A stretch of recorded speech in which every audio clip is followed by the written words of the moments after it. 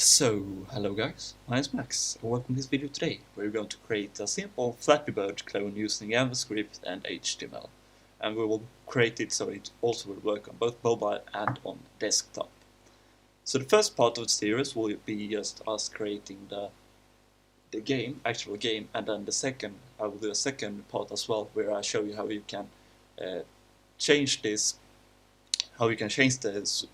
JavaScript, CSS and HTML to an APK or iOS app file, Android or iOS app file using the Lulay Cocoon.js framework that I have sort of looked into how it worked and stuff like that. But let's get started with the first part of the series. That will just be the creation of the actual game. So to start off, just if you want to follow this tutorial, just go to my GitHub page, and in my YouTube tutorial repository and in the Flappy folder here you can see a starter folder with just some starter files for this particular project. And that just include an index file with some basic metadata that sets the viewport and actually say that this is a web app, and some styling as well. And we also have this sheet image with the basic graphics for the game, and a sprite file that just sort of load all of the sprites in the sprite sheet for us. And I just do this manually, so yeah, and I thought that wouldn't be so fun to watch, so I just put that into the start file. Anyway, let's get started coding our game now then. So for this time I will use this sort of syntax where I specify the var keyword up here, and then I can say canvas context width and height and stuff like that. That will be inside, or that will be prepended with this var keyword here. So these are all variables like so. And we'll also need some variables here that will set to 0 at the start, so our frames variable, a score variable, and a best variable that will be set to 0.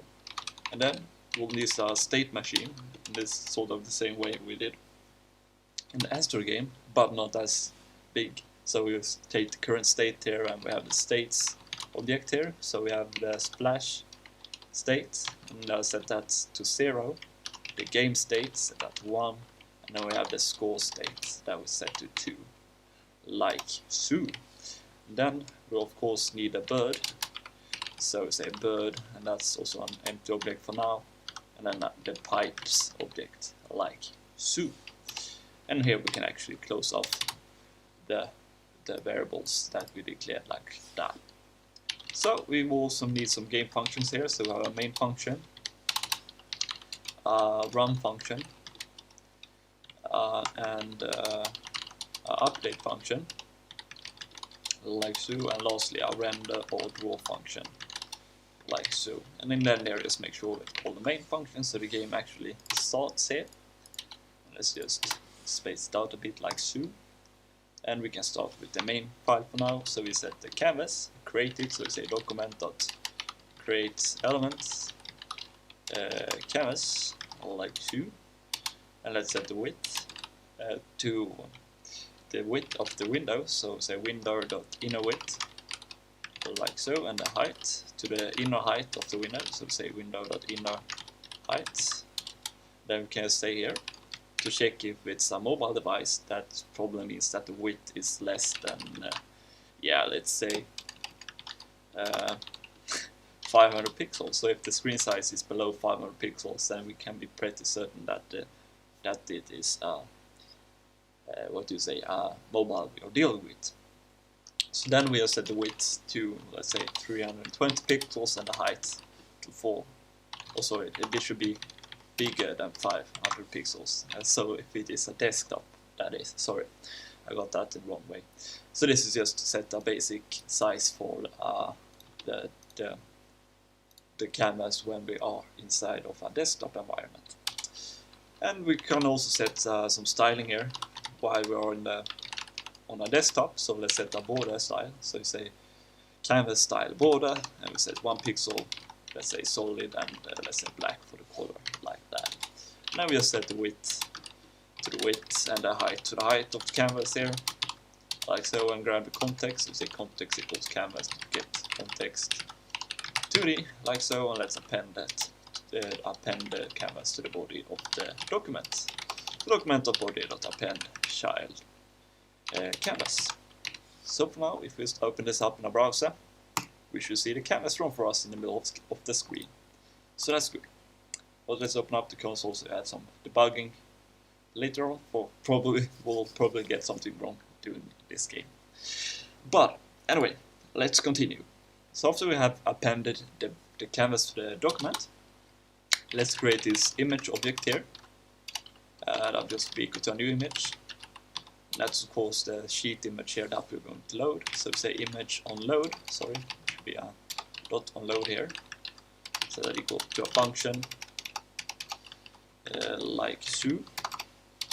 Let's just set the source here before we do anything else. So say res sheet.png, like that. And let's just log out the message to see if it's actually our loading. Yeah, so the image are loading, at least the test message is written out. So when the image are loading, we just want to call this init sprites method that is in this sprite.js file that we include here in the head of the HTML5. So let's just call that, and let's call the run method. And as a parameter, this took the image object, so or the image object with all of the with the graphics we're going to use. So let's here this image parameter there. So let's just say you can say this here, since this is pointed towards this object, which is of course the image we are interested in, like that. So let's do a loop function real quick. So inside of here, sort that, we will just call the updates and the render methods or render functions. And then we use window request animation frame for our looping here. So say with the loop and the canvas as arguments there, like so. And let's just draw one of the sprites to the canvas real quick. So you can say let's draw the background image. So we can say BG, so S is just means that it's a sprite. I just use that convention here, and all of the names are here. So the bird sprite, that's actually a list of 3 sprites, all of the different frames, and then we have the background sprite, foreground sprite, the pipe sprites, some text, a text object with all of the text sprites, and so on and so forth. Anyway, let's draw the background. So we say s.bg.draw, and that took the context and a position and where to draw it. So let's draw that 0, 0 now. Hopefully now, yeah, it seemed to work. So we have the background drawn, but we want it to be drawn down here. So for doing that, we just take the Y position here. We take the height minus the height of the background sprite. Yeah, so now it is down here, but as you can see, we miss a bit here to the right. So let's draw one more background, like so, but this time let's offset it from the left by the width of the background sprite. So now we have the complete sprite drawn like that. But we probably don't want a white background, so to do that, I just took the background color here and save that to the background as well, so as an additional property here to the background. So we can just say context.fillStyle equals, actually we can do that inside of here. So here we can say context.fillStyle equal to the bg.color, like that. So we have that done, and then we just fill the complete canvas with we draw a fill rectangle on the complete canvas. So we say 0, 0, and the width and the height feels like so. And that didn't really work, so let's see what that can be about. Let's drag it up here and see if that works. Oh, sorry, it isn't initialized, so we need to have it below here, below the init sprites method. So now it should work. Yeah, so now the background is drawn as well. So let's draw the foreground real quick, or let's draw the foreground I should say.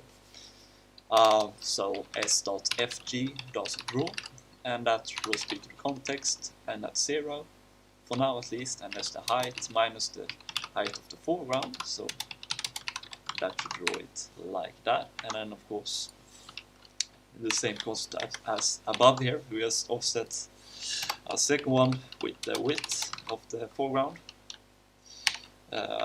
like that, so we have that done.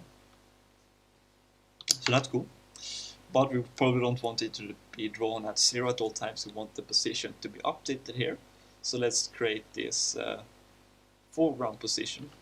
Actually, we can save it. Yeah, let's call it f foreground pos, like that, and let's have it here as well. So we have foreground position plus the offset, like that, and let's create that variable on the top here as well. So we have the foreground position, so foreground pos, and let's set that to 0 at the start as well. And then the update, we just update the foreground position. So you say foreground position plus equals, and here we say frames modulus some constant here. Well, actually no, we do not. So we say foreground position plus you can say equals, actually equals foreground position plus 2, and then modulus some constant here that we will figure out. I just said 10 for now. But we should actually increment the frames each update here, so do that as well. Anyway, so for now the foreground should be moving, yeah, but it's moving in the wrong direction, and I think 10 here is a bit too small, so let's try 12, see what that looks like. A bit jerky as well. Let's try 14. Yeah, so 14 seems to be the right modulus there for you, and you can see that it runs smoothly across the bottom of the canvas. So that's cool. So we now have the basic background drawn.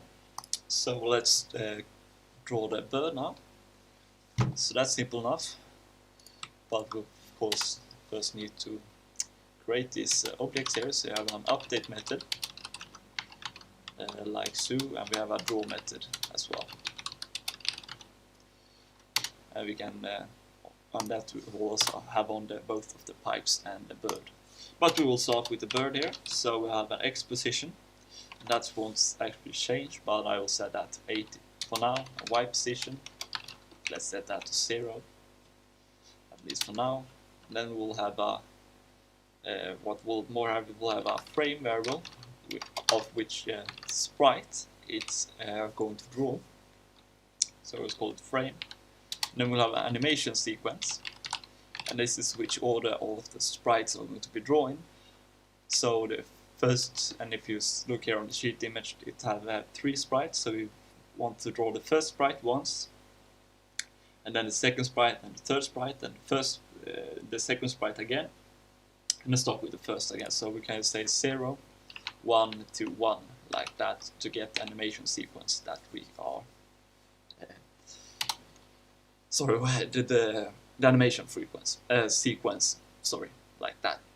Then we'll also have a rotation, and we'll set that to 0 at the start here, and a gravity variable here. So the gravity of what the bird is, yeah, which is affecting the bird, like that. And then it also have a jump variable here. So each time we press down, so how much the bird actually will jump up, like that. And speaking of jump, we also have a jump method that we will call outside of the bird. And in here, we can actually do that first here. So we just say this.velocity that I actually didn't create. Anyway, velocity, and that's just equal to minus the jump constant, like so. So let's just set the velocity here as well, and let's set it to 0 at the start. So, but let's but first, before we do anything in the update though, let's just create the draw function to see if we can draw the sprites. And let's say that it take a context as a parameter, like that, and then we just draw the sprite. And for this one, since we are going to rotate the sprite, we will use the context save and restore methods. The translate and rotate method of the canvas rendering context to these. So we say context.translate, and it is actually, so we actually translate the complete coordinate system using this method.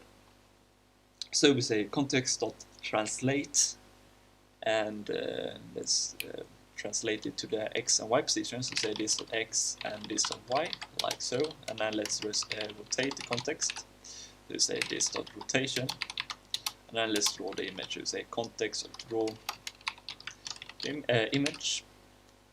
Also, sorry, we should draw the canvas. So we say or the bird sprite. So we say s bird dot draw, like that, and with the context like that, and then we say half of the width of the bird for the x position, and half of the width, half of the height of the bird for the for the y position, like that.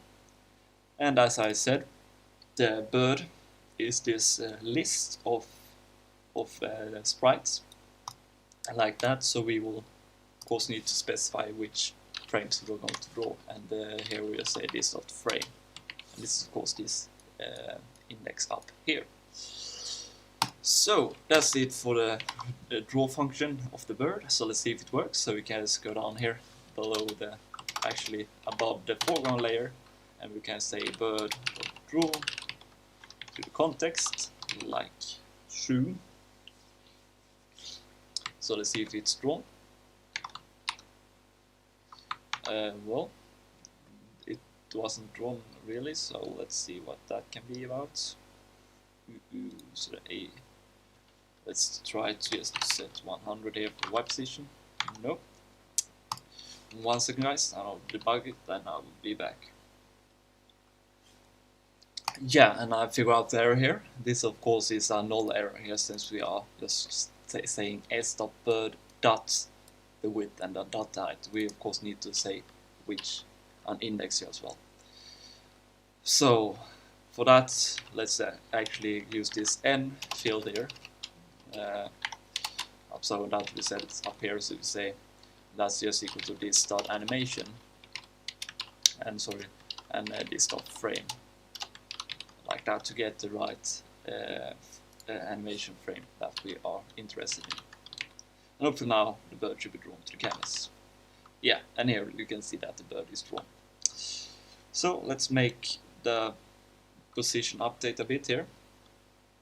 So for that, we'll use this sort of in the update method. We can say here, we can say,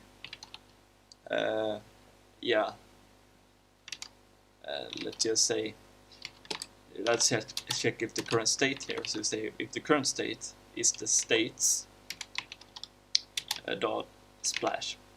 So in the splash, we want the bird to flap with a lower frequency than we want to do when it's in the game state. So we can say if the current state is the splash state, let's actually set the current state to the splash states in the main method. So down here, so let's just set the current state. So say current state equals states dot splash, like that. So now this n field here should have 10 in it, and then we'll set the frame. Increment the frame here. If the frames modulus, this n constant here, is equal to 0, then we want to increment it. Else we just want to keep it at the current frame. And then so we loop over over what do you say? So we start from the start when the frame is when we are going to the end here. So we just modulate this the length of the animation sequence. So they say this dot length. So this is the animation dot length, and of course we don't call the update method. So let's do it. So we say bird.update, and let's actually call the pipe.update here as well, and the pipe.draw down here with the context as a parameter. Yeah, so now you can see that the bird is flapping, or yeah, whatever that's called. So that's cool. So yeah, so let's update the position a bit, and we can do that here in the update method as well. So you just can say what do you say? We check if the current state again is the splash state. So we say state dot splash, and then we set the y position to the height minus some constant here. So let's say 270 or yeah 280 maybe, and then we can say plus 5 times math dot not meta math dot cosinus of the frames field of frames variable divided by some constant here to ease it out a bit. And let's just set the rotation here as well to 0 when we add it here. So now the bird should be moving up and down like that. Just one second, guys. Be right back. Yeah, sorry for that, guys. I'm back. So yeah, we now have the bird drawn to the canvas as well. But we will want some more stuff to be drawn to the canvas when we are doing the when we are in the splash state. And there's one small tweak here. I think the bird is a bit far to the right here, so let's just say 60 instead here. Yeah, I think that's better. Anyway, so we go down to random method again. Down here we can say, let's say here after we have drawn the pipes and the bird, I actually can do it all the way down here. So we say if the current state again is the splash state, so we say states.splash, like that. Then we want to draw the splash screen, so we say s.splash and .draw like that, and to the canvas of course. And then we want to center it in both directions, so we say let's just calculate the center of the canvas here first. So say width 2 equals to the width over 2, like that. Now we can say width 2 minus the height of the splash screen sprite. So we say width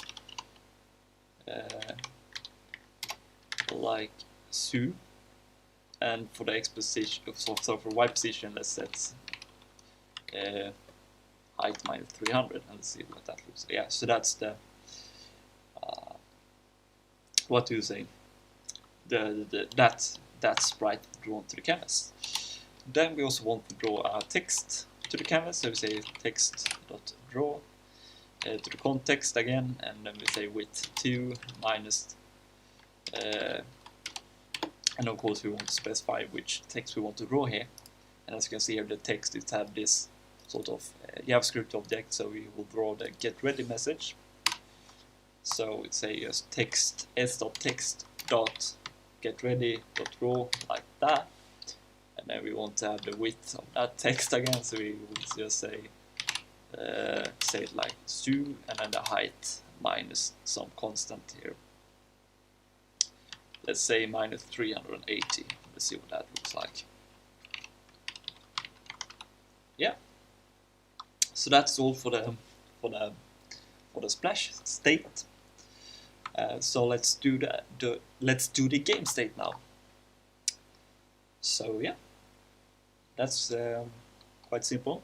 We of course need to, first of all, we'll need to have a mean to transition between different states. And now, so for that I will just have this onPress method here, so we say function onPress, like that, and that will take a event here as a parameter. And inside of here we just do a switch of the current state. All the cases here, so there are the cases states dot splash, case states dot game, of course, and we have this states dot score, I think we call it, yeah. And here we just call it break for now, like that. So we have that on. So when we are pressing and the current state is the splash state, then we want to set the current state to the game state. So we say states game, like that, and we also want to make the bird jump. So we say bird.jump, like that. In the game state, we only want the bird to be jumping, so we say bird.jump, like that. And in the score state, it's a bit more complicated, so we will leave that empty for now, at least. But we haven't set this method to any event yet, so let's do that. So if it is a web browser, then we want to listen for the mouse down event, so we say add event listener. We can actually do it like this, so we say bar event equals, also we can call it edt, like that, and we set that to touch, so like this, touch start at in the normal case here. But if it is the web browser, then we say mouse down, like that, and then we just add an event listener, so we say document.add event listener, like so, and we will listen for the event, and we want to call the onPress method when we are calling this. So up to now, when we click on the we have some errors here, so we say add event list. Let's try again. Yeah. So now when we click on the canvas, this background, the splash screen should be removed. Yeah, and that seems to be the case here. And as you could see, the bird is actually flapping a lot quicker now. But we haven't done any updating of the bird in the other than in the splash case. So let's do that. So let's just go back up to the update method, and here we can say else here. So if it's not the current state, if the current state is not the splash state, then we want to update the bird normally here. So we have saved this dot velocity, add a gravity constant to the velocity, yeah, like that, and this should go with this. Then we add the velocity to the y position, say this dot velocity, like so.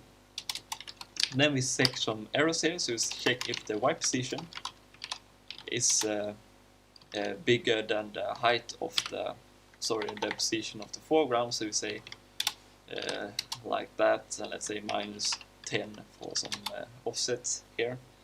Then we just want to set the y position to the height, to the same position here, so we say f height -10, like that. I don't know why I misspelled this all the time here today. Anyway, and if this is the case, then we also want to make sure that we set the current state to the score state if it's not already, if it isn't already the score state. So you say current state equals states dot score state, like that, and then we'll set the velocity here to the jump speed here, just so this velocity here won't grow out of hand here. Anyway, so we have this done. So then we just check here we will do the rotation. Or actually, we can see what it looks like now. So now you can see here that the bird is jumping like this, but we also want to implement the rotation. So let's do that. So for doing that, we say if the velocity is bigger than the jump speed, or equals to the jump speed, then we want to set the frame to 1, so we don't want the bird to flap anymore. And then we set the rotation fill here to the minimum value between the mat over dot pi over 2, so the maximum angle can only be 90 degrees, like that, or the rotation plus plus some constant here, so let's say 0.3 or something like that. And else, so if the speed is, if the bird has some upward momentum, then we want to set the rotation to, let's say, negative 0.3 maybe. So let's see what that looks like. Let's reload it, and yeah, now you can see that the bird is actually rotating like that, and that it's, yeah, when it's below a certain velocity here, that it dive like that, and then we have the game over state like that. But when we are game over, we probably don't want to update the foreground position, so let's fix that real quick. So let's go down to the update method, and here we can say if the current state is not equal to the states dot score, then we want to update the foreground position. So let's see if it works. So bam, yeah, now that is done at least. And the same goes for pipes. We don't want to update the pipes position when we don't have the when we aren't in the score state. Or actually, we only want to update the pipes when we are in the menu in the game state. So we do it like this instead. So say when the current state is the game state, then we want to update the pipes. So we say pipes.update, like that. Speaking of the pipes, let's do those real quick. So the pipes, it would only have one in members here, a pipes list like that, and it would also have a reset method where we just clear the pipes.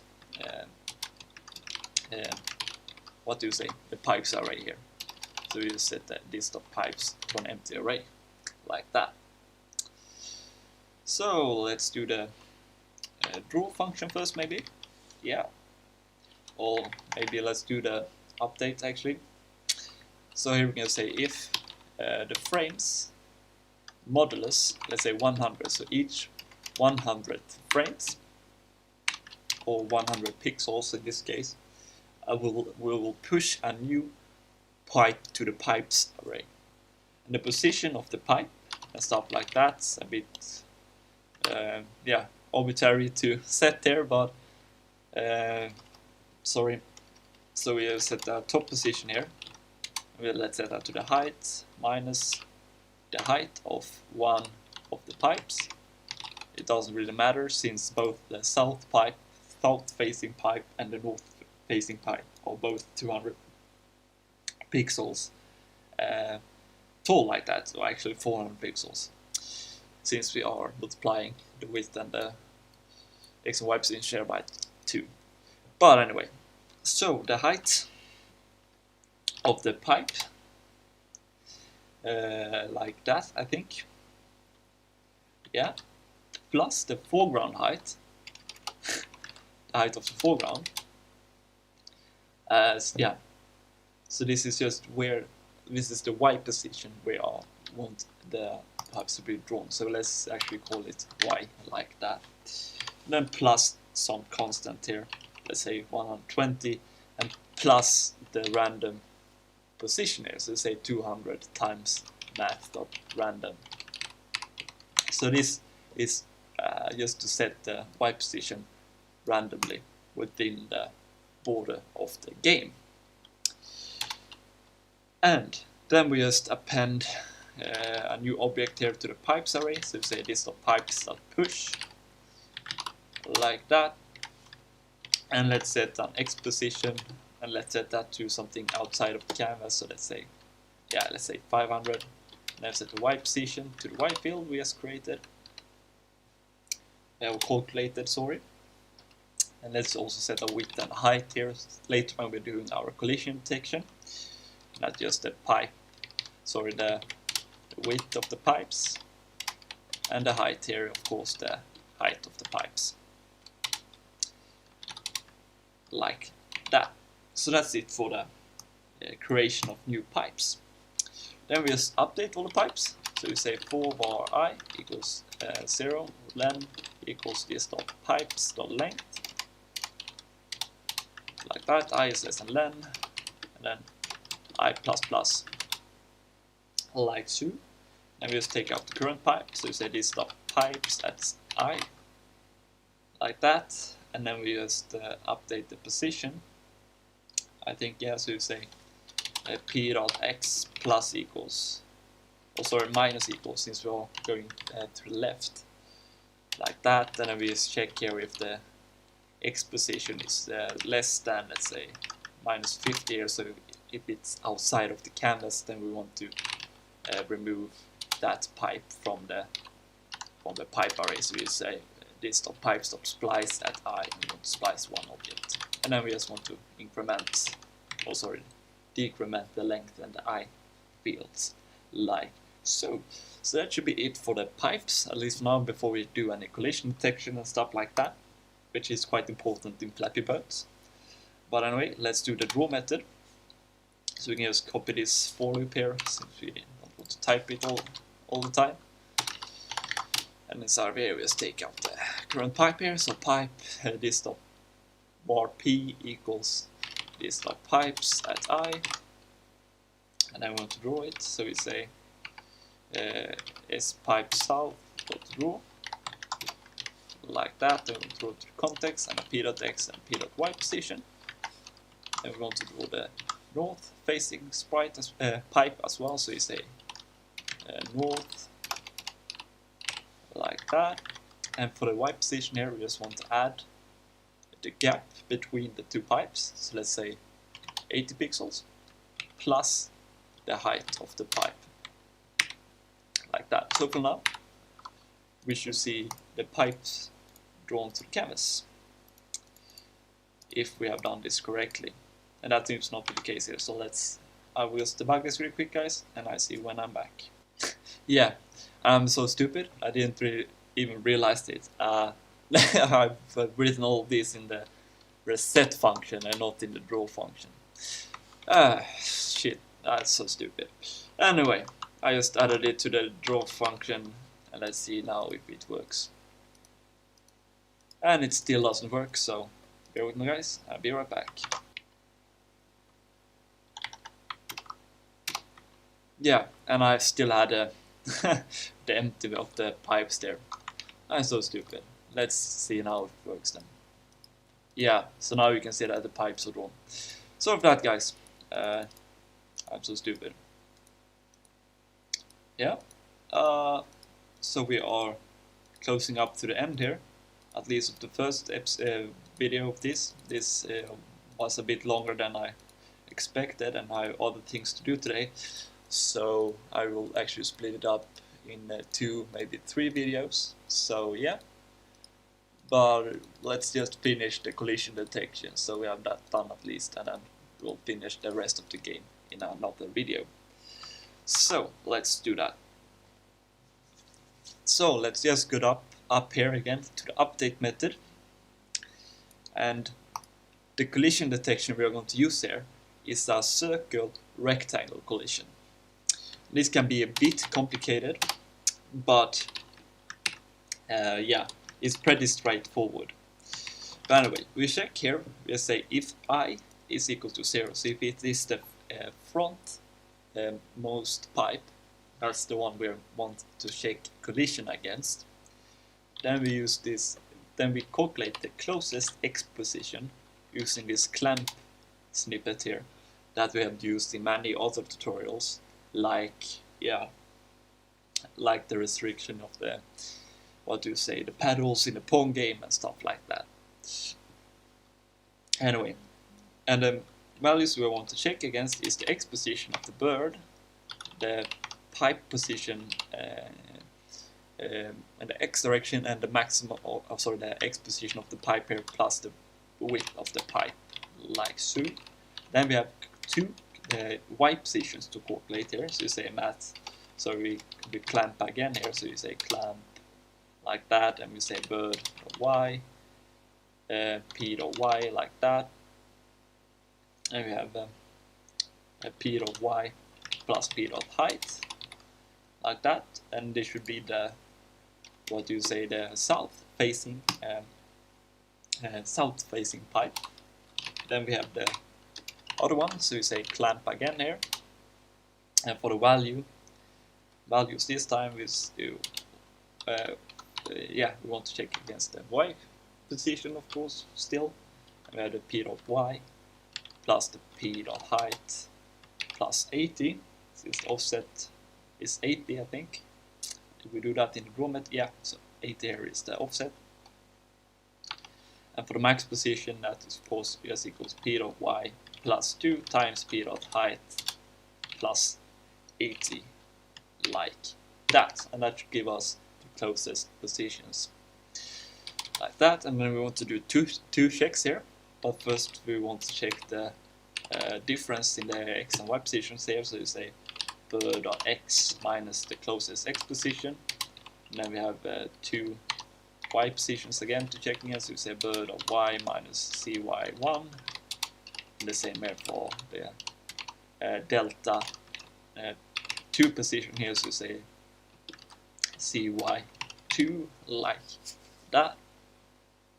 And then we have the two distance here.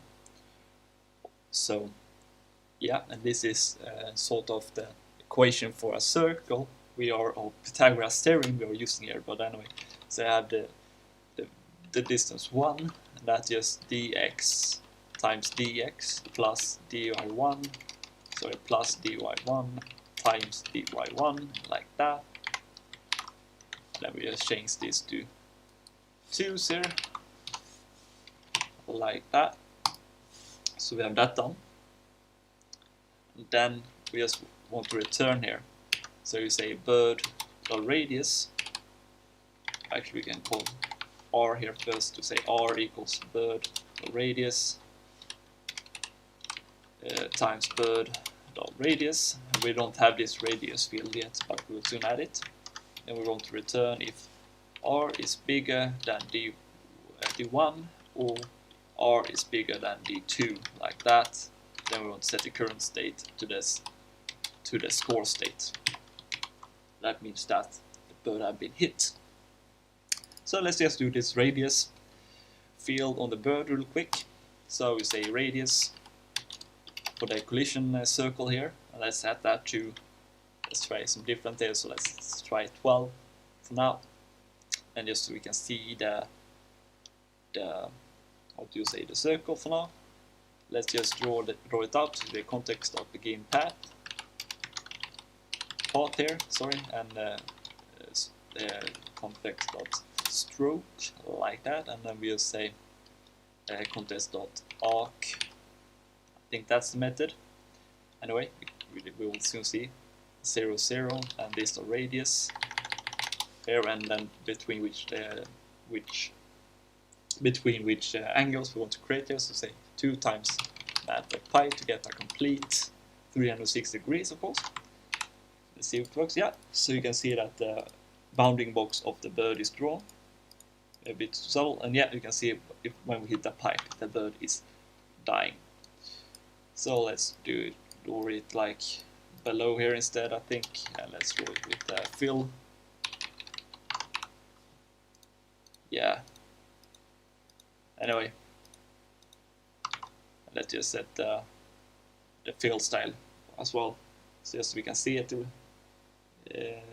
Just so we can see it here. So you say context of fill style, let's set it to red. So you can see it. Yeah. So you can see that's the collision we are going, the bounding box of the bird. Yeah. And you can see that the game is as annoying as it is on the mobile phone. Anyway, so I think that's it for this video. So I thank you for watching, guys, and I hope I see you in the next video. Yeah, so that's it. There's one thing though. Let's just draw the, what do you say? Let's draw the bird in front of the pipes. I think that looks a bit better while we are dying here, so let's test that. Yeah, so that's it. Thanks for watching. Bye.